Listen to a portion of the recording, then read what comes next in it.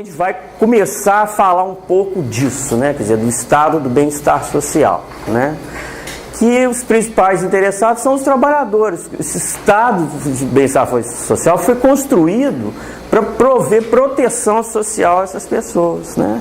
E isso aconteceu no meados do século XIX, que foi a primeira intervenção do Estado, mas com um modelo mais definido, né? Lá na Alemanha, um modelo bismarckiano. E no instante que você estava tendo, já tinha acabado de acontecer a Revolução Industrial na Inglaterra, né? Com a industrialização, automaticamente você tem uma urbanização que acontece, que é puxada com ela, que as pessoas vêm todas em busca do emprego, e onde tem muita gente, você tem situações de adoecimento, de contágios, né? Então você tinha muitas incidências de grandes pestes, de grandes doenças, e muita morte por acidente, muito desamparo, né? E o trabalhador naquele tempo encontrava guarida principalmente nas famílias, né? E também nas santas casas, nas entidades que faziam filantropia. Então, quando o Estado entra nesse processo, você começa a ter uma maior organização da proteção social, né? Então, provavelmente vocês devem ter visto de manhã com o professor Jairo, entrou na questão das tipologias dos estados, né? Quais os tipos, os modelos que existem nos estados de bem-estar social. Eu vou falar rapidamente aqui de 3 modelos que um intelectual inglês definiu, né? Já depois que o modelo inglês já estava em vigor, que é um modelo bastante includente na saúde, especificamente, e que foi o Titmus. Ele definiu 3 modelos que ele enxergava de estados de bem-estar social. O meritocrático corporativo, que é o bismarckiano, que foi resultante do projeto alemão, né, do Bismarck, que eu acho que era o chanceler alemão na época, final do século XIX, e que estava associado a esse modelo meritocrático corporativo, estava associado à produção capitalista, ou seja, o sujeito trabalhava, estava empregado numa indústria, onde quer que seja, que produzia, e ele então conseguia acesso à assistência à saúde, porque justamente tinha esse vínculo empregatício, né? Fazendo um rápido parênteses, no tempo que nós tínhamos aqui no Brasil o INPS, né, até os anos 80, início dos anos 80, era um modelo clássico meritocrático corporativo. Quem tinha carteira de trabalho assinada, não é, conseguia ser atendido nos postos de assistência médica do INPS e posteriormente INAMPS, né, que quando ele passou a prover assistência médica para outros grupos que o regime militar foi incluindo aos poucos, né. O outro modelo é o residual liberal. Então, se esse primeiro aqui é muito clássico na Alemanha, esse já é norte-americano, né? Por que é residual? Porque o Estado entra residualmente, apenas para prover assistência médica para quem não tem condição, para as pessoas pobres, sem renda, e para aquelas pessoas que se aposentaram. É só aí que o Estado norte-americano entra. Né, professor, se me corrija se tiver alguma coisa errada, o senhor pode me acrescentar. Então o Estado entra residualmente e os demais cidadãos são atendidos através de mecanismos de mercado, né? Ou seja, você vai lá, compra um plano de saúde, paga lá uma mensalidade, faz um seguro de saúde e tal, aí ele tem direito a ser atendido, né? E o modelo institucional redistributivo é institucional por quê? Porque é do Estado, e redistributivo porque com o dinheiro do Estado isso é redistribuído para a população, né? E é universal, que é o modelo classicamente do sistema de saúde inglês, né? Lá você não precisa ter uma carteira de trabalho para chegar no setor público e ser atendido. Qualquer cidadão inglês tem direito à atenção à saúde gratuita para tudo que ele necessitar, né? Esse é um modelo, por acaso, do nosso SUS aqui, né? O SUS se baseou, né, fundamentalmente nesse modelo aqui, né? E no Brasil a gente tem uma mistura disso tudo, né? Nós temos o SUS, que é institucional redistributivo, E temos o meritocrático corporativo, que são os planos de saúde. Eu trabalho e o empregador vai lá e me patrocina um plano, paga uma parte, eu pago outra, então eu, né, tenho assistência médica dentro desse modelo, né? Enfim, vamos passar para adiante. Agora vamos aprofundar um pouco da seguridade no Brasil, né? O marco foi a Lei Eloy Chaves, de 1923, né? Ela foi instituída com base nesse modelo meritocrático corporativo bismarckiano alemão que havia sido implantado na Europa coisa de 40 anos atrás, né?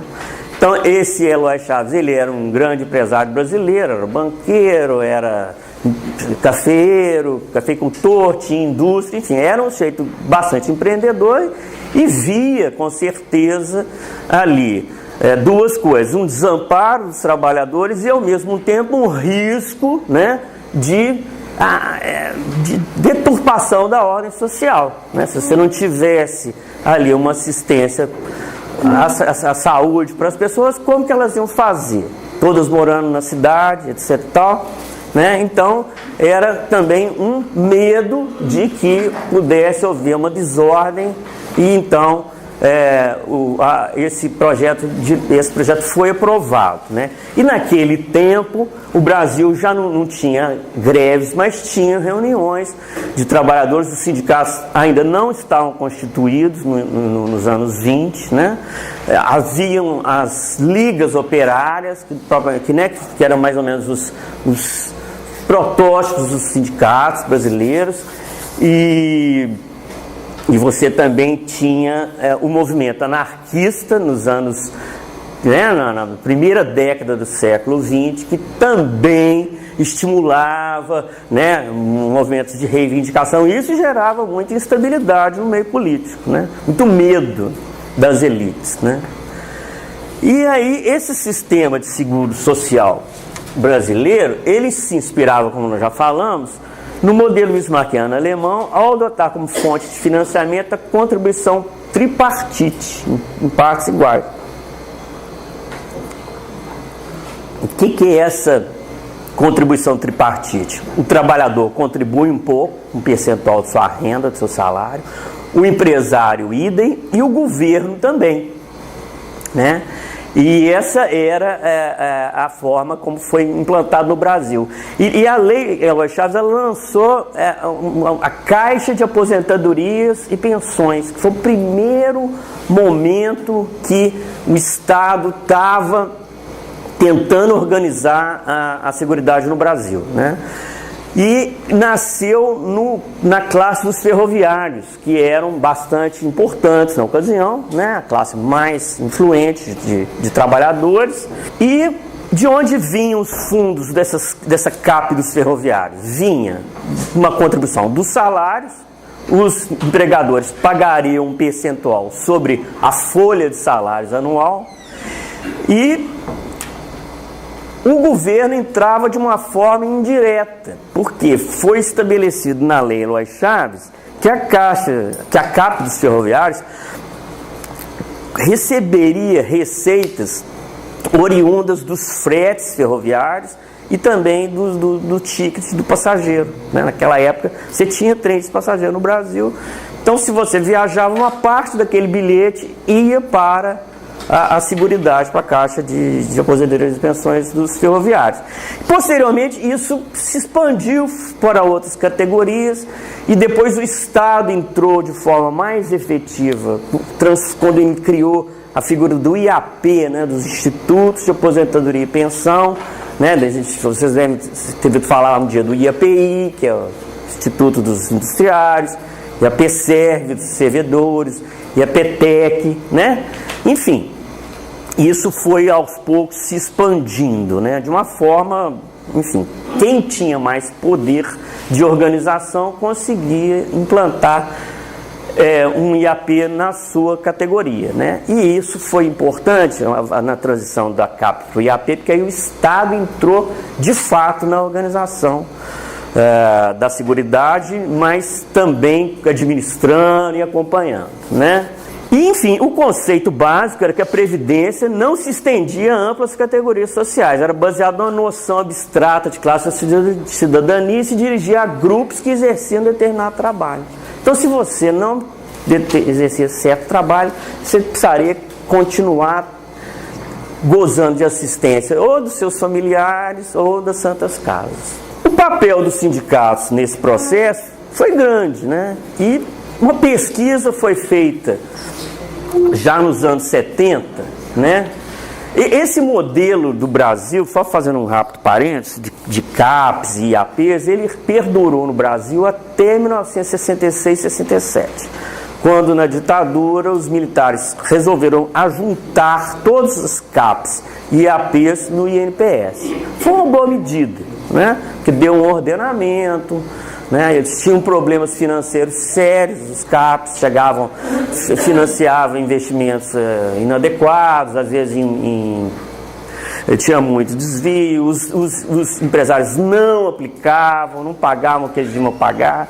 Enfim, foi bom que o governo tivesse criado o INPS, né? Então esse modelo meritocrático corporativo perdurou no Brasil até esse período militar e até um pouquinho mais adiante, como nós vamos ver. Mas qual que é o papel dos sindicatos nisso aí, né? Então, um cientista político, o Leôncio Martins Rodrigues, lá de São Paulo, resolveu lá no ABC Paulista fazer uma pesquisa para saber qual é a razão de afiliação a sindicatos, né? Quais são os principais interesses dos trabalhadores. Bom, ele fez uma pesquisa e chegou pela primeira, como principal razão, a existência de serviços médicos e serviços dentários, 33% das respostas. Pela assistência jurídica, 31%, né? Naquela questão lá da demissão, aquela preocupação se os direitos vão estar sendo preservados. Porque o sindicato defende os interesses de 19%, o sindicato consegue aumentos de salários 10%, e o sindicato consegue assim, 2% e não sabem 5%. Então, vocês isso aqui é para evidenciar o quanto que a questão da assistência à saúde é cara para o trabalhador, o quanto que isso é importante para ele, a ponto de a adesão aos sindicatos ser principalmente orientada por esse motivo. E aí ele seguiu fazendo a pesquisa, aqui dá mais de 100% porque ele possibilitou respostas múltiplas, né? Mais de uma resposta. E novamente, só que ele separou entre quem era sindicalizado e quem era não sindicalizado. E olha que interessante, quem era sindicalizado tinha, acima de tudo, um interesse maior ainda na assistência médica e dentária do que os próprios não sindicalizados. O quanto que era importante que o sindicato fazia essa mediação, né?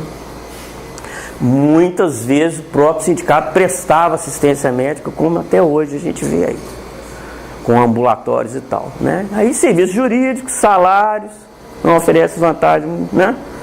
Muito grande entre os que não têm interesse, né? 30%. Enfim, podemos passar para o próximo. E naquela ocasião, quer dizer, ainda andando mais um pouquinho, quer dizer, até os anos 60 nada mudou na Seguridade, né?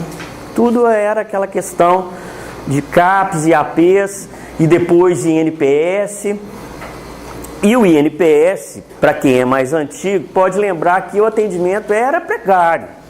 Você demorava a ser atendido, você tinha muitas filas, a qualidade deixava muito a desejar, então gerava muita insatisfação, tanto nos usuários, os trabalhadores, quanto nos próprios empregadores, os empresários capitalistas, que ficavam preocupados com a demora no retorno da força de trabalho que estava adoecida para o trabalho, né? O que eles chamam de absenteísmo, né? Isso era uma preocupação muito grande. E naquela época, então, isso em 1964, a Volkswagen chegou e fez uma proposta para o governo, para o INPS. Olha, nós temos uma proposta, nós vamos prover assistência à saúde dos nossos empregados, né, da nossa indústria, e a gente deixa de contribuir para o INPS. Esse dinheiro que nós contribuiríamos, nós vamos gastar na provisão do serviço médico. Esse acordo foi viabilizado e começou, então, a questão do convênio médico. E isso se espalhou muito rapidamente no estado de São Paulo. Muitos convênios foram firmados. Essa prática durou até 1979, né? E os convênios médicos eram muito controversos, porque havia um certo temor dos trabalhadores organizados de que a assistência sendo provida no interior do ambiente de trabalho poderia expô-lo muito perante ao empregador, porque ia ficar sabendo dos dados deles de saúde, isso geraria um temor de demissões, porque o cara estava adoentado, não sei o quê. Isso era um temor. Por outro lado, tinha uma satisfação muito grande, porque era fácil do trabalhador receber assistência médica. Muitas vezes era na empresa, o ambulatório era perto da empresa, eles tinham mais governabilidade sobre a saúde, podiam opinar, né, internamente onde que eles gostariam de receber assistência, quem que deveria ser credenciado, o que eles precisavam mais.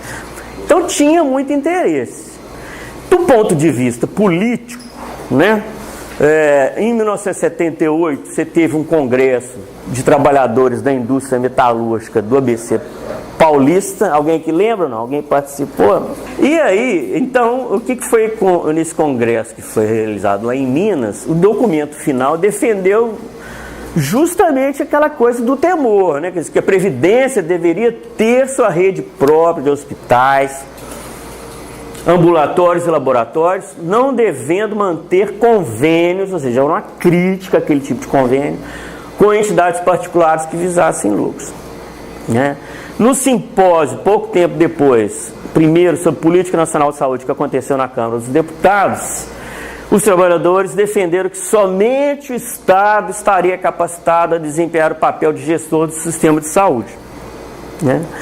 Já as bases, era aquilo que eu falei, elas aprovavam os convênios na perspectiva, porque a assistência médica prestada pelos convênios atendia à insatisfação da insuficiente oferta de serviço de saúde, ou seja, era precário, você tinha poucos lugares para ser provido o serviço, né, nos próprios INPS, bem como pela maior facilidade de hospitalização, ou seja, você tinha mais espaço, porque você tinha ao mesmo tempo o governo federal e militar naquela época investindo pesadamente em redes privadas de saúde. Como que era isso? Eles davam crédito subsidiado para os empresários médicos para construírem seus próprios de saúde, hospitais, clínicas, né? Enfim.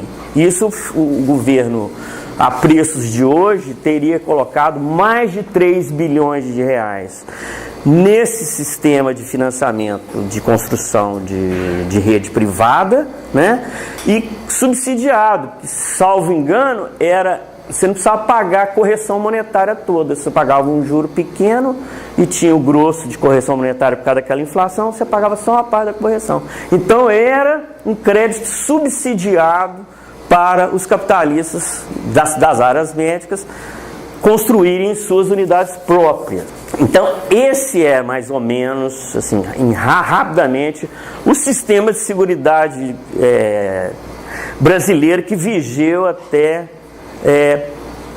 meados da década de 80.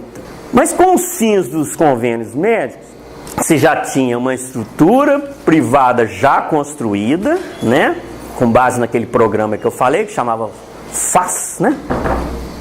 Não é isso? Fundo de assistência, bom, né? Isso. E aí você tinha esse fundo que promoveu, então, um grande impulso nas unidades privadas de saúde. De certa forma, tinha sua importância também, porque você tinha déficit de atenção por parte do governo, e o Brasil estava também se industrializando, se urbanizando, as cidades estavam ficando cheias, você precisava mesmo de uma estrutura para atender a população, né? Com o fim dos convênios, então, vieram os planos de saúde, né? Até então você não tinha plano de saúde no Brasil.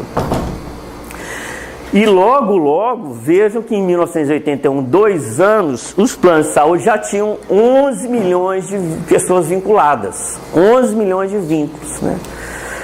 E já no meados da década, no instante que se discutia um novo paradigma da assistência à saúde no Brasil, que era o SUS, né? No instante da Assembleia Nacional Constituinte, você já tinha 20 e tantos milhões de pessoas sendo atendidas por intermédio de planos de saúde. Isso não era uma coisa tão simples, era muita gente. Já tinha uma base privada importante, né, ali. O último dado é 2 anos depois, né? Isso, né? 2 anos depois aqui já existia já a Constituição de 88, né? E esse dado na verdade eram estimativas, né? Com base nos dados do IBGE, porque naquela época você não tinha a Lei Geral dos Planos de Saúde, que é de 98, e nem a ANS, que foi fundada em 2000, né, a Agência Nacional de Saúde Suplementar, e que começou a ter sistematicamente dados cadastrais sobre vínculos a planos de saúde, né. Pode passar, por favor. E esse slide eu misturei ele aí, mas vamos falar só rapidamente. Isso aqui foi anos depois, a gente falou de razões de afiliação a sindicatos antes, ele era para estar lá. Essa aqui é uma pesquisa do Adalberto Cardoso, que é um professor aqui do UPERJ, do Rio de Janeiro, e ele refez, ou seja, a pesquisa do Leôncio Rodrigues era dos anos 70, e essa é de 20 e poucos anos depois, e prevalecia também o interesse dos trabalhadores na assistência médica como principal razão para a filiação sindical, né? A assistência jurídica também era bastante relevante, né? Bom, então, já nos anos 80, quando o intenso debate, né, no momento da redemocratização do país, intenso debate político, Constituição, nova Constituição, Assembleia Constituinte, então os movimentos políticos começaram a se movimentar. E o movimento, né, nessa época, data do movimento sanitário, né?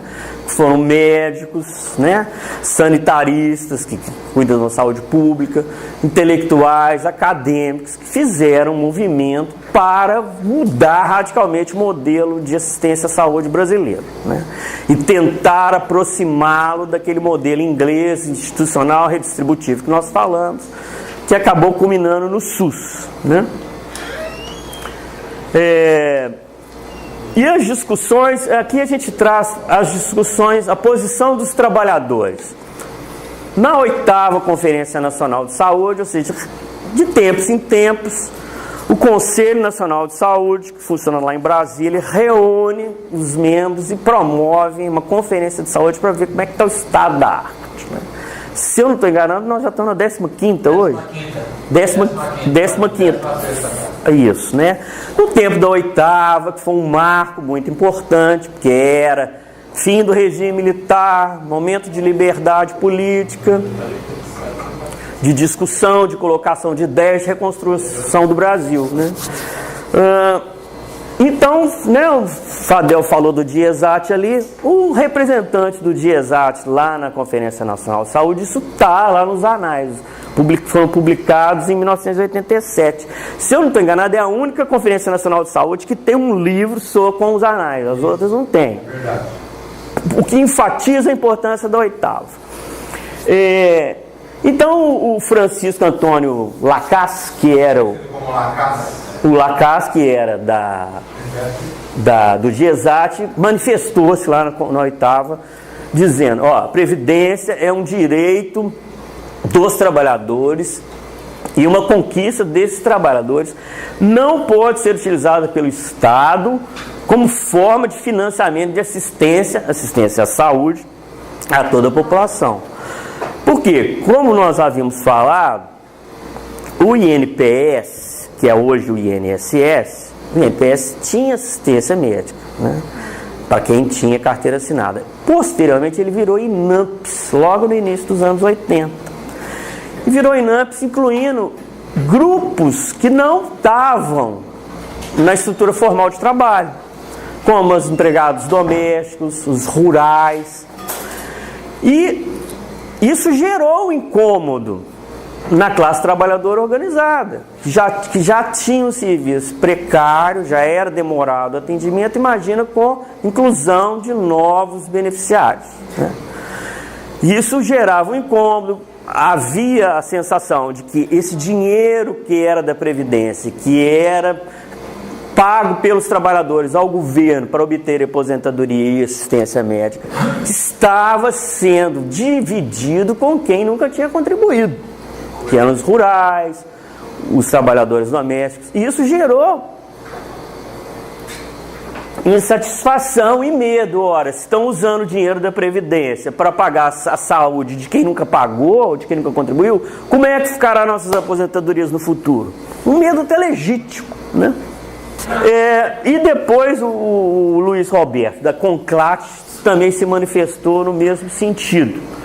É obrigatório que o percentual mínimo seja definido para os orçamentos municipais e estaduais e mesmo para o orçamento federal para assistência à saúde, ou seja, não é o dinheiro dos trabalhadores que vai financiar a saúde pública.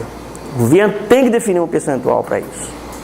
O financiamento, como se dá hoje, a CONCLAT o considera injusto, porque a maior parte da assistência à saúde no país é financiada pela arrecadação dos trabalhadores, aquilo que você estava falando. A CONCLAT entende que a arrecadação da folha de pagamento para a Previdência deve ser destinada única e exclusivamente à Previdência. Então, você estava tendo uma implosão da ideia de seguridade. O que a seguridade é? É pagar a Previdência, aposentadoria, assistência à saúde, né? Assistência social para quem realmente está em situação de risco. Então começou a separar, né? Farinha pouca, o meu pirão primeiro. Então eu quero que a Previdência sirva apenas, única e exclusivamente para pagar a aposentadoria. E que o governo arrume então o seu dinheiro para financiar a saúde de todos. E repare, como nós passamos no slide anterior, naquela ocasião você já tinha 24 milhões de pessoas em planos de saúde, basicamente os trabalhadores organizados, com o patrocínio dos planos pelas empresas. Então você já tinha uma massa muito grande de gente assim, sendo atendida por um sistema privado. Então qual o interesse de discutir um sistema para todos se eu já tenho a minha? Né? Isso era uma questão que emergiu, que é bastante aparente na época, pelos argumentos e pela divisão que houve, que nós vamos falar logo daqui a pouco. O representante da CUT posicionou-se contrariamente à manutenção da fonte unificada. O que era a fonte unificada? Era somente um orçamento para previdência, saúde e assistência social. Né? Isso já não era mais na 8ª conferência, né? Esqueci de falar. Isso já foi no grupo de trabalho do Ministério da Previdência. A 8ª conferência de saúde gerou muito ruído, né? Houve um posicionamento muito firme aqui, né, do movimento sanitário, no sentido de estatizar o serviço de saúde, né?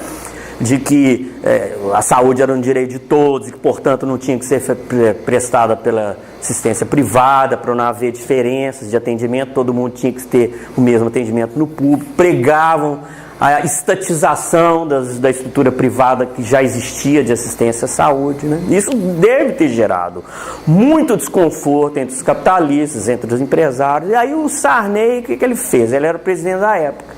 Ele resolveu fazer um grupo de trabalho para discutir a questão da Previdência, isso antes da Constituinte. A Constituinte já era falada que ia ter, não sei o que. E fez também depois um grupo de trabalho para discutir a reforma sanitária, que também não é muito importante a gente falar dele aqui não, porque ele basicamente repetiu um pouco o que a 8ª conferência falou.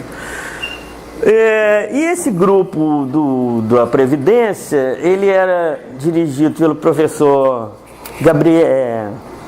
Vanderlei Guilherme dos Santos, né, que é um eminente sociólogo aí, está vivo até hoje aí, combatendo o golpe, e secretariado pela professora Sulamis Daim, que é professora aqui da UFRJ, da UERJ, oi? Que também está aí, né? Que também está firme até hoje aí, defendendo os interesses da saúde pública, né? E então, nesse grupo, a CUT se manifestou desse jeito: assistência, saúde é um dever do Estado, né? Ou seja, já posicionando contra a manutenção da fonte única, de um único orçamento para todas as coisas. Com um certo tempo, deve ser suprimida a parte da assistência médica da Previdência Social. A assistência deve ficar à custa do Estado e não da contribuição dos trabalhadores. Então, que enfatizando aquela preocupação que os trabalhadores tinham com o dinheiro deles que estavam lá recolhido nos cofres da Previdência. É necessário que esse GT aprove essa questão de assistência à saúde ser uma obrigação do Estado. Para isso, deve estar incluída nas verbas da União como um todo. Ou seja, o discurso é recorrente, seja da CUT, da CONCLAT, do DIESAT, era um discurso único. A Previdência é nosso, da saúde pública é do Estado, isso é responsabilidade do Estado. A Previdência Social deveria progressivamente se desencarregar de fazer assistência médica, assistência à saúde à população, que isso aí seria obrigação do Estado cumprir e não das contribuições dos trabalhadores de prestar assistência médica à população. Então, enquanto você tinha um movimento sanitário que queria implantar um modelo de saúde para todos, saúde pública gratuita, acessível a todos, querendo isso para, os trabalhadores, os principais interessados no estado de bem-estar social, os próprios trabalhadores organizados, principalmente aqueles com mais potência, com mais poder de fala, e de reivindicação, quiseram, então, uma situação diferenciada. Não, a Seguridade é para cuidar apenas da aposentadoria. O Estado, a saúde é outra coisa. Então separou a ideia de Estado de bem social clássica, E aí, já, logo tempo, em seguida, você teve já a Assembleia Nacional Constituinte. E, novamente, a posição dos trabalhadores, Já dos aposentados, senhor Obed Dornelles Vargas, a saúde deveria ser financiada integralmente pelo Estado e as contribuições sociais, com base na folha de salário, deveriam financiar exclusivamente a Previdência. Ou seja, todo mundo que tinha poder no mundo do trabalho, todos os dirigentes das diversas entidades que tratavam dos interesses dos trabalhadores estavam com um discurso unificado. Previdência é nossa, saúde é o Estado que resolve.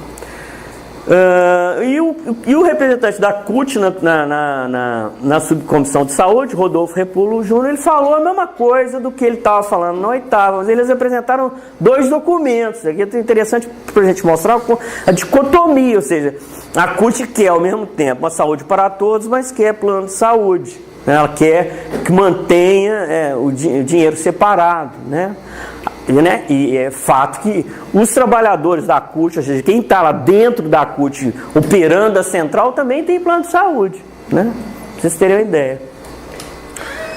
Então, qual que é a dicotomia? Apresentou dois documentos.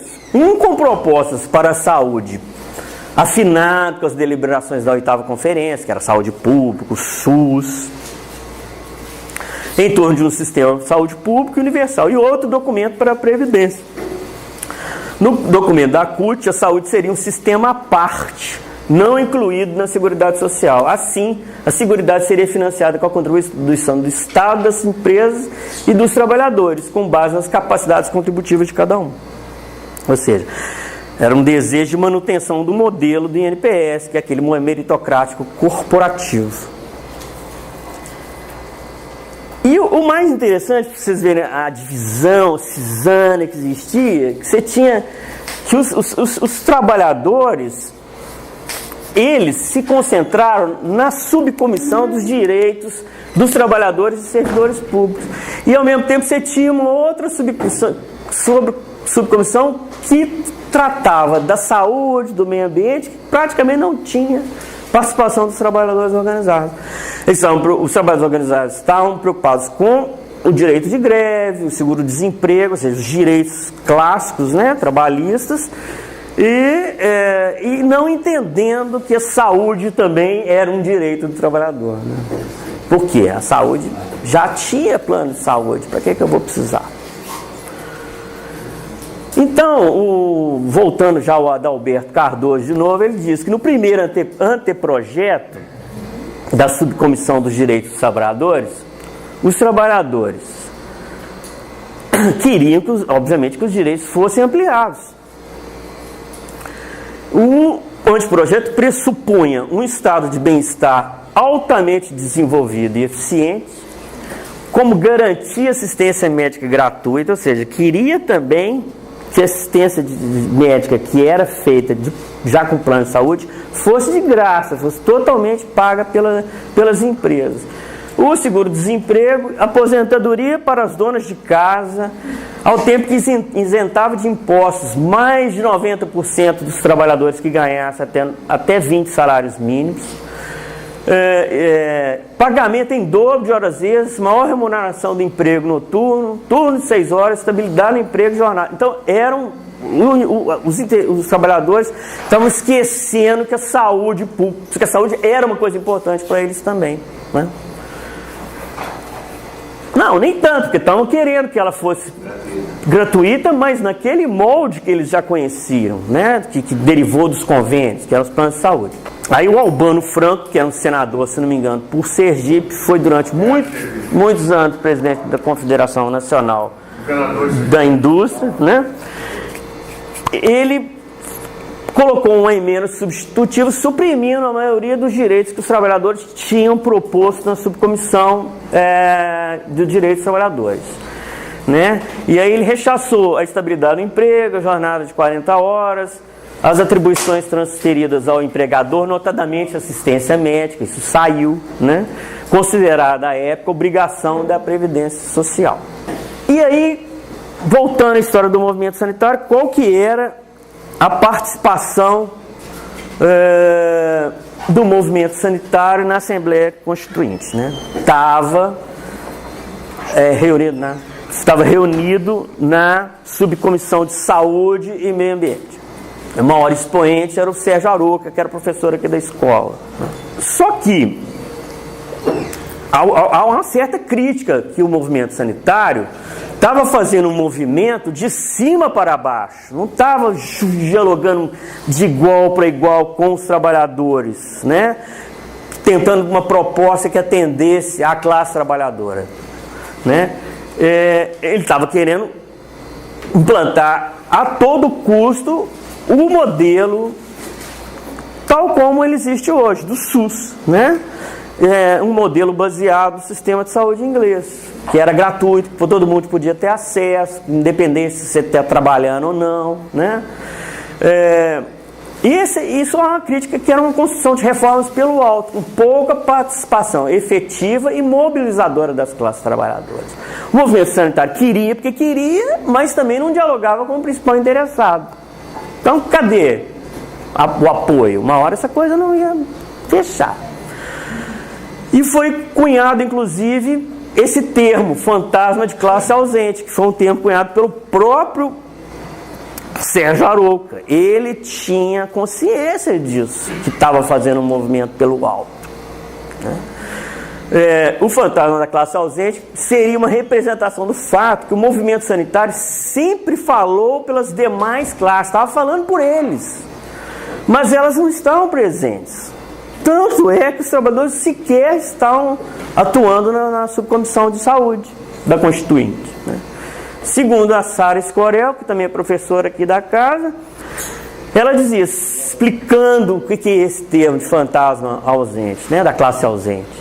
Sem contar com a participação direta da classe trabalhadora, o discurso e a prática do movimento sanitário era feito para ela, em direção a ela, por ela, no lugar dela, mas ela não estava presente. Então, cadê o apoio da classe trabalhadora organizada para o SUS? Cadê? Ficou perdido, ficou só no discurso. Os trabalhadores posicionaram que a saúde deveria ser financiada pelo Estado e os recursos da Previdência pertenciam aos trabalhadores. Então, aquilo que a gente já falou, né? Então, é aquilo que eu falei da divisão, a implantação de um novo sistema de saúde pública, de base universalista. O que é isso? Universal para todos. era debatida simultaneamente na Comissão de Saúde, Seguridade e Meio Ambiente. No entanto, os trabalhadores aglutinavam-se em torno de uma assistência médica própria, privada, a ser provida pelos empregadores, denotando que para o movimento sindical coexistiam a saúde pública para todos e a saúde do trabalhador específica para os trabalhadores organizados. O que a gente acredita é que esse tipo de ação reforçou a indústria dos planos de saúde, reforçou a necessidade e a presença deles, né? Já que os trabalhadores não estavam interessados na saúde pública para si. Ela era para todos, não para nós. Nós já temos. A saúde, ela abre um caminho. Mais uma vez, a discussão sobre saúde na ditadura era uma maneira de você discutir política. Tudo fechado. A saúde profissional...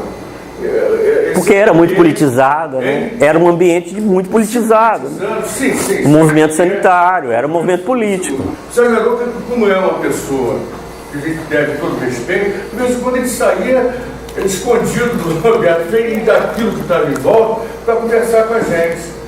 Eles também não tiveram a habilidade de negociar com os capitalistas, que eles não reconheceram que tinha uma base privada forte, queriam estatizar tudo. Naquela época parecia que estava todo mundo tão represado de fala, né, em função dos anos de chumbo, que todo mundo queria falar.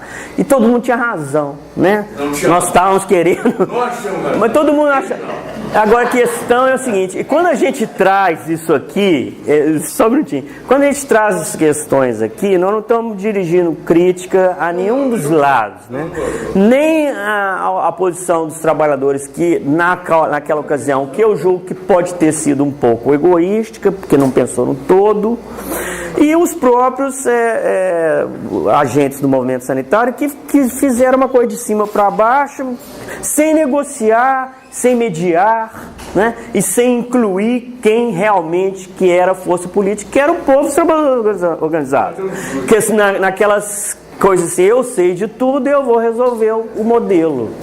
Isso que aconteceu, né? Então, quando a gente traz essa discussão aqui, não é para criticar ninguém, todo mundo fez o bem, né? Fez o melhor que pôde. Todo mundo estava defendendo seus interesses corporativos também, né? O que também é legítimo. Agora, o que a gente está tentando fazer é que a partir dessa crítica, de entender que os dois falharam, por quê? Por não sentarem, por não construírem uma coisa conjunta, pensada, com calma, né? Abarcando o maior número de interesses possíveis. Então houve essa falha, o que hoje, passados 30 anos depois, nos coloca nesse impasse. Nós temos uma grande dificuldade pela frente, porque o SUS não tem dinheiro suficiente para todos, é muito bem concebido, mas é subfinanciado. A literatura é cansada já de bater nessa tecla com números sérios. E a saúde suplementar tampouco vai atender a classe trabalhadora organizada que tanto quis, que tanto ajudou a projetar essa indústria. Então, a discussão é no sentido de despertar as consciências para que nós precisamos de um novo modelo de financiamento, um novo modelo de saúde pública que seja, que dê resultado para nós, porque tanto o SUS quanto a saúde suplementar não vão dar certo. Uma hora vai ter uma grande crise. Esse é o objetivo da reflexão que a gente bota aqui. Não é botar a culpa em ninguém, encontrar, né, culpados, etc. e tal. Essa história que você está contando está muito melhor detalhada. Obrigado. Melhor do que o livro da FENAES, Federação Nacional de Assistência de Saúde Suplementar, que é o Dr. Dagoberto José de Lima Einstein, que é um advogado que fundou Sinop, Abrange. Atuante até hoje aí, ó. A Amil nasceu lá no ABC. Essa história que você estava contando, eu aqui vendo, nasceu de duas salinhas que ele foi lá. Era um hospital, que eu não lembro se era português, não lembro o nome do hospital. E esse hospital era quem atendia o pessoal da Volkswagen. Que era na época, aí o que eles fizeram? Eles tinham um médico desse hospital, aí criaram um plano de saúde que não era sadio, e alugaram duas salas. E ele conta toda essa história A minha é de 80. Você falou em ferrovia, falou aí? Duas categorias que fundaram hospitais próprios e o próprio Estado ajudou a derrubar. O Hospital Sorocabano, na Lapa, em São Paulo, foi fundado pelos ferroviários. Pelos Sorocabano, os trabalhadores da Alta Sorocabana, em São Paulo. O Hospital dos Estivadores de Santos, outro hospital fundado por trabalhadores também. Os dois únicos hospitais do Brasil fundados por trabalhador também foi destruído pelo próprio Estado. E obrigado também pela sua intervenção, porque você é uma testemunha viva, né, do que aconteceu lá e trouxe aqui para reforçar o que a gente estava falando. Então, o que a gente teve, assim, né, no resumo da ópera, né, no frigir dos ovos, o que era que foi até então, dos anos 20 até o advento do SUS, o que era a nossa assistência à saúde, né? Dos anos 20 aos 60, era uma assistência médica privada, corporativa, porque era feita direcionada para corporações de trabalhadores específicas, né? O financiamento era tripartite, né? Ou seja, o trabalhador pagava, né? Aquela coisa das CAPES que a gente viu, né? O trabalhador, o empresário, o governo, né? Também contribuía, e eram múltiplos fundos, vários fundos ali financiando, cada um financiando uma categoria, né? Era uma assistência médica bastante segmentada, porque tinham uns que tinham mais, outros menos, não tinha uma coisa igual para todo mundo. Dos anos 60 aos anos 80, já que foi a partir do INPS, que juntou todas as CAPES e IAPs num instituto único, continuou a mesma história, só que aí tinha o governo, o Estado, né, definindo todas as políticas e coordenando tudo. A assistência médica previdenciária pública corporativa também era tripartite, porque o trabalhador pagava, né, descontava lá um pouquinho do salário, os empresários pagavam IAPAs, não sei o quê, e o governo provia lá com seus próprios, com seus hospitais, com a gestão administrativa, todo mundo participava. Um único fundo, que era o INPS. Você não tinha plano de saúde ainda. E dos anos 80 para cá, com o advento dos planos de saúde, que são frutos daqueles convênios que começou lá na Volks, o modelo também é tripartite e é industrial corporativo, porque eu preciso estar empregado, não é? Que aí o empregado, a empresa tem um plano de saúde, aí o trabalho, né, o empresário paga uma parte, você paga a outra, e o governo paga também. Por quê? De que forma? Com a renúncia fiscal. O que é isso? Eu posso chegar lá e paguei 5 mil, 3 mil no ano de plano de saúde, eu boto lá na declaração do imposto de renda, ó, paguei tantos planos de saúde. Aí o governo, em vez de te cobrar 100 de imposto, vai te cobrar 70, porque você pode deduzir a parte que você gastou com a sua saúde. Então o governo também está pagando. Então é tripartite do mesmo jeito. Com uma firme organização de trabalhadores organizados e múltiplos fundos. Ou seja, de lá para cá nós estamos com a mesma história. Essa que é a verdade. Isso é muito arraigado no brasileiro. O plano, né, a contribuição do empregado, do empregador, o governo fazendo sua parte, enfim. Agora, quais são esses múltiplos fundos? É a Amil, é a Unimed tal, Unimed acolá, né? A Golden Cross, a Bradesco, são múltiplos fundos. E o Estado não tem governabilidade, porque, ora, vira e mexe, um desses quebra e deixa todo mundo à deriva, né? Então, isso é um retrato fiel de como que o modelo que o brasileiro aderiu, historicamente, dependente de uma trajetória antiga que começou nos anos 20. É muito difícil romper com esse modelo, né? E o que o SUS tentou fazer foi justamente destruir esse modelo, mas não colou muito, porque quem não participava do outro modelo de plano de saúde, assistência privada. O SUS é uma maravilha, é um negócio super democrático, é a maior conquista democrática brasileira, mas não tem apoio, né, de todos.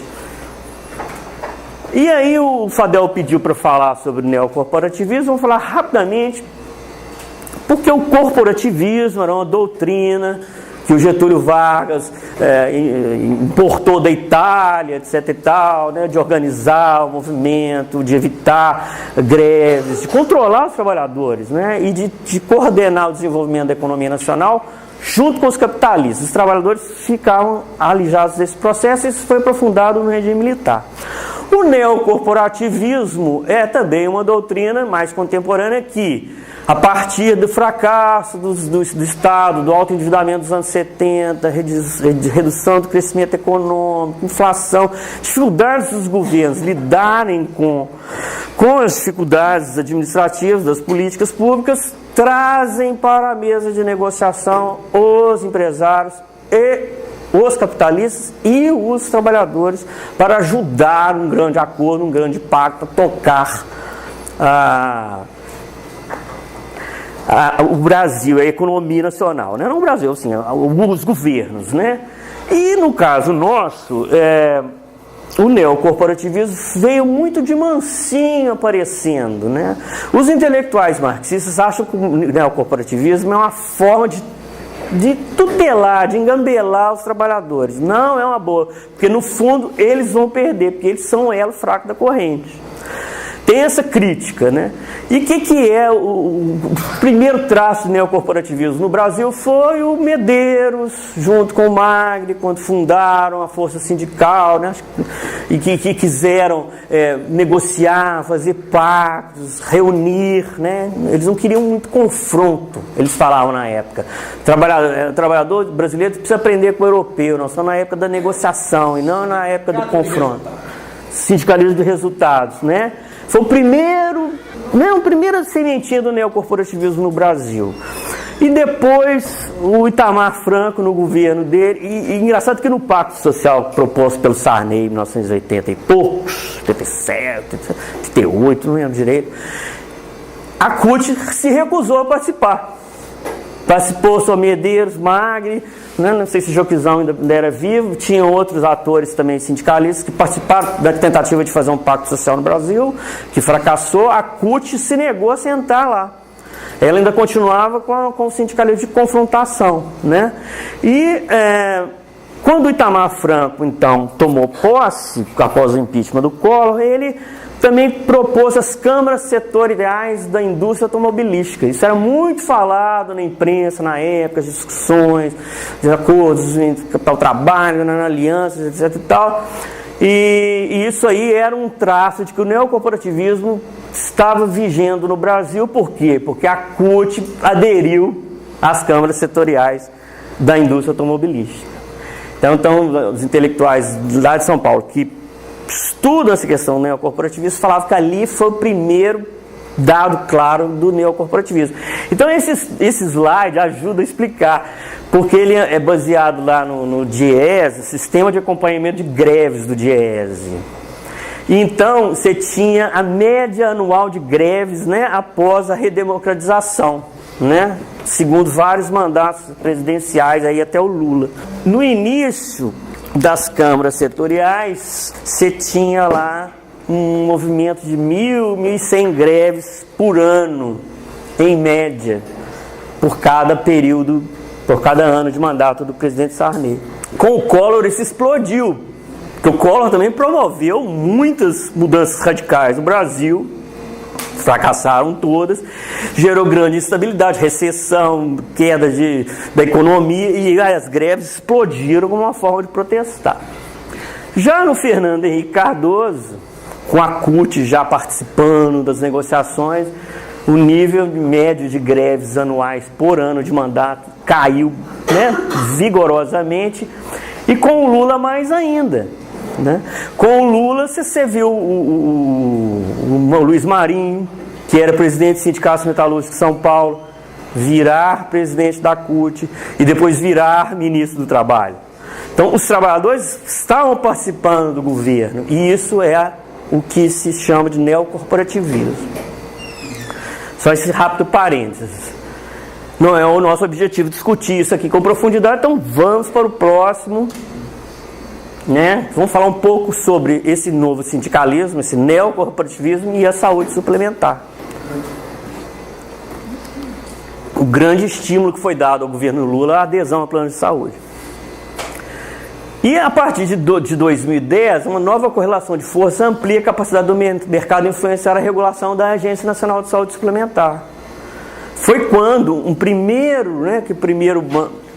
que você teve lá um sanitarista indicado pelo PT durante 6 anos presidindo a ANS, e depois isso durou até 2010. 2010 entrou um dono de operadora para presidir a Agência Nacional de Saúde Suplementar.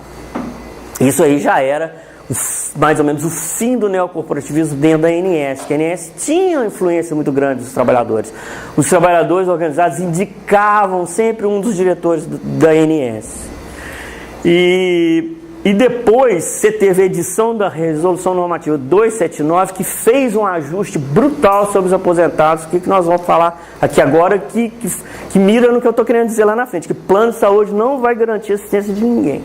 Os reajustes das mensalidades dos planos de saúde descolam-se cada vez mais da inflação, ou seja, a partir de um capitalista presidindo a ANS, os aumentos começaram a ficarem cada vez mais altos. E 2 indicados que representaram, diretores que representavam os interesses do mercado, dominam os principais processos da regulação dentro da ANS. A partir dessa virada, que era a questão assistencial e a parte econômico-financeira lá da regulação da ANS. A parte econômico-financeira vê a saúde financeira das operadoras e também autorização de reajuste nos planos, enfim. Essa questão é importante porque se a crítica marxista fala que o neocorporativismo não é uma boa para o trabalhador, a experiência mostra que o neocorporativismo dentro da agência resultou em força cada vez maior dos capitalistas. Então, aqui nós vamos discutir um pouco o poder dessa indústria de saúde suplementar, né? No ano de 2006 a 2015, a gente separou 2 quinquênios aqui, né? 2 períodos de 5 anos, né? Esse aqui é quando o presidente era do PT. Aqui, quando já era o capitalista e os que o sucederam na ANS. A bem da verdade, os reajustes da ANS quase sempre superaram a inflação. Isso para mostrar a força que esse setor tem. Nesse período completo, os planos de saúde foram reajustados em 118%, enquanto a inflação foi de 72%. Aí o que a gente fez aqui? A gente separou os reajustes por gestão. Esse reajuste pela parte do PT com a parte do capitalista. E botamos nessa tabela aqui. Durante a gestão do presidente petista, o reajuste acumulado foi de 38% dos planos e a inflação 25,74%.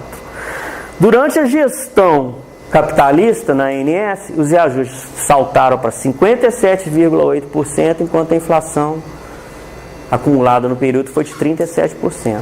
Ou seja, não foi boa para a classe trabalhadora a ascensão dos capitalistas, trazer os capitalistas para dentro da ANS não foi uma boa. Então esse pacto neocorporativo fracassou definitivamente, né?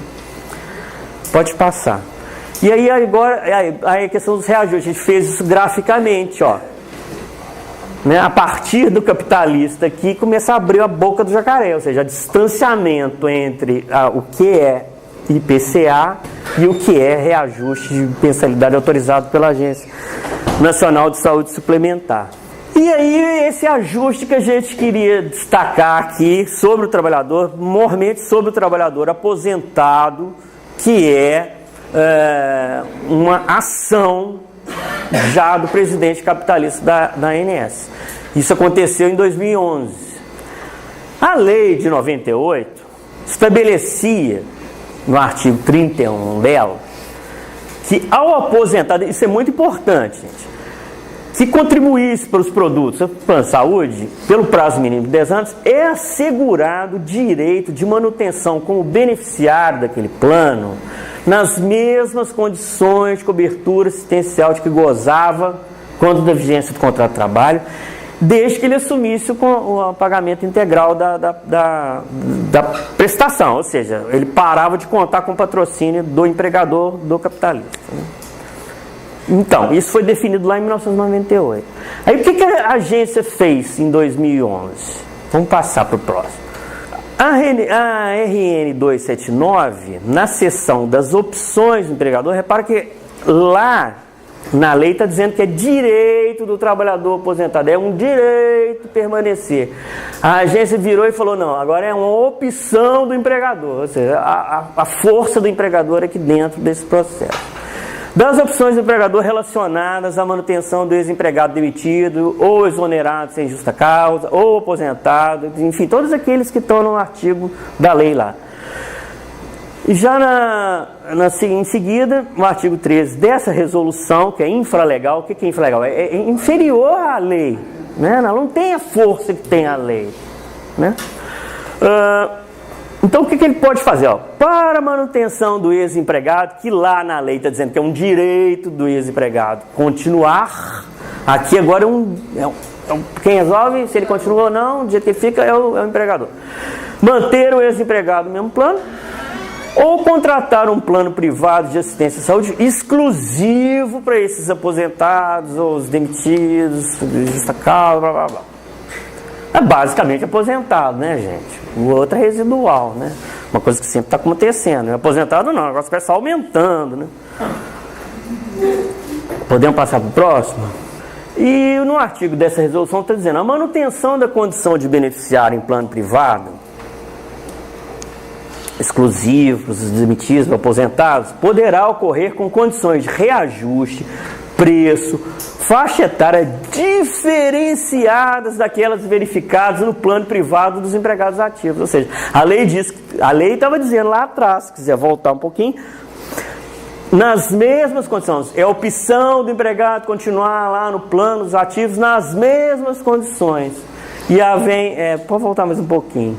Então, você vê, poderá ocorrer em condições de faixa etária, tudo diferenciado do plano que existia, ou seja, é uma piora muito grande. Você não tem mais o direito de escolha, você vai ficar num outro plano em condição que o empregador é que vai resolver, né? A carteira dos planos privados de assistência à saúde de ex-empregados de uma operadora deverá ser tratada de forma unificada. Isso aqui é o pulo do gato dos empresários da área de saúde. E o que a resolução está definindo? Que, vamos supor, você tem lá uma operadora aqui, vamos supor, a Unimed Rio, ela tem com plano de saúde para o pessoal da Coca-Cola, para o pessoal, me lembra as empresas do Rio aqui, qualquer empresa, vamos dar uns exemplos aí, Ambev, Coca-Cola, Rede Globo, né? Então, quer dizer, o que a operadora pode fazer, a Unimed Rio? Ela vai pegar o plano os aposentados da Ambev, do Itaú, da Coca-Cola e de mais outra que eu não estou lembrando, e vão juntar todos esses aposentados numa carteira única só de aposentados, só de velhinhos, com um reajuste só específico para aquele grupo. E quem que mais usa, gente? São justamente esse pessoal. Então a conta deles vai ficar cada vez mais alta, não é verdade? E exclui dos ativos, né? dá um refresco para os empresários. Por quê? A carteira de ativo, todo mundo novinho, ninguém quase que não tem despesa nenhuma, né? Então dá um refresco para os empresários e passa a conta, o ônus todinho para quem mais precisa, que é o aposentado. Isso é uma regulamentação normativa da própria ANS. Não lembro o questionamento, Pedro? O que houve foi um voto divergente dentro da diretoria da ANS. Isso já tem 6 anos. Então essa carteira vai ser tratada unificadamente, só com os idosos, para fins de apuração de reajuste. Parágrafo único. A operadora deverá divulgar em seu portal, na internet, o percentual aplicado a essa carteira. Aí a nossa pesquisa pegou as 15 maiores operadoras do país, é representativo que isso é quase metade do total de vínculos, total de beneficiários de planos. E a gente olhou as 15 maiores, apenas 2 divulgavam. As outras falavam, não, você tem que ser associado da operadora para ter uma senha, isso aqui não facilitava a acesso. Somente a Unimed BH, a Unimed Curitiba, que divulgavam. Pode passar para o próximo. Esse percentual. E aí, olha só como é que era. Ó. Eu não sei, confesso que não sei como é que está isso hoje. É possível que eles julgaram esses reajustes altos aqui, ó, de 25, 40, e isso pode ter dado um equilíbrio temporário para essa carteira de idosos, e agora eles estejam dando reajustes mais próximos do autorizado pela INSS, em torno de 13%, 14%.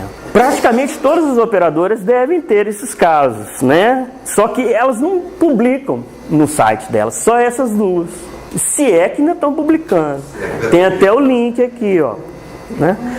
E aí, ó, vamos lá. A Unimed BH aplicou a título de reajuste anual a esses contratos 2 índices. Então, lá, 25% de agosto a dezembro de 2014 e 19% para contratos que aniversariam de janeiro a outubro para 2016 e 14. Já Curitiba aplicou vários reajustes e variam de 18, o menor, a 28, o maior. Imagina você ganhar todo ano um reajuste cavalar desse. Isso é impagável. Vai inviabilizar o plano, mas aí as pessoas vão saindo. A ideia é essa. A operadora não quer saber desse cara aqui da despesa. Né? Então, o pulo do gato foi esse. E o pulo. De carteira. E aí o que acontece? E isso aí, após a publicação dessa lei aí, dessa resolução, é que as internacionais entraram aqui. Que até então elas não tinham interesse, que elas achavam que era um mercado de risco para elas. Agora não tem mais risco nenhum. Você tem então a Amil foi comprada pela United Health, americana, e depois a Intermédica grande lá de São Paulo também foi comprada por uma empresa chama-se Bain Capital, se eu não estou enganado, que é um fundo. Ou seja, houve a internacionalização da saúde a partir dessa norma da ANS. Essa que é a verdade. Olha lá, aqui, o filé mignon, ficaram com o filé mignon e deixaram a carne descartando o osso. Por quê? Quem vai arcar com o pagamento quem mais precisa. Olha, janeiro de 16 chegou a aplicar 46,98 na sua prestação. Esses planos já são caros. As pessoas devem pagar uns mil tantos por mês, mais 50%, 1.500, no outro ano mais. É uma bola de neve. Eles têm sinistralidade, né? Eles são. Sinistralidade muito alta. Eles não apresentam nem interesse. A sinistralidade, o que é? É o quanto que a despesa participa da receita. É isso. Né? Se a receita é 100 de um plano e a sinistralidade é 80, então significa que a despesa é 80, significa que é 80 dividido por 100, 80%, que é a média das operadoras. Tem uma experiência na Centro. De repente, o preço do novo contrato não ficou interessante para os usuários. Aí começou a ter aquela evasão, né? Várias pessoas saem. Então, o público que ficou, basicamente, né, a maioria, eram os aposentados, pensionistas e aqueles servidores mais antigos. O pessoal mais jovem, todo mundo saindo. Hoje, o que eles fizeram? Eles implementaram um reajuste absurdo, 60 e poucos por cento, quase 70%. Aí, e o SUS vai conseguir absorver? O SUS hoje já tem dificuldade para atender os 75% da população. Imagina recebendo essa carga extra. Então, há uma crise aí chegando, né? O próprio plano de saúde, gente. A coisa está ruim, vai ficar muito. O próprio plano de saúde, se você precisar de um transplante de alta complexidade, feito um transplante de pulmão, de coração, seu plano não vai fazer. Você vai ter que fazer no SUS. Então, quer dizer, eu acho que agora nós acabamos, felizmente para vocês, porque né, a gente fala demais.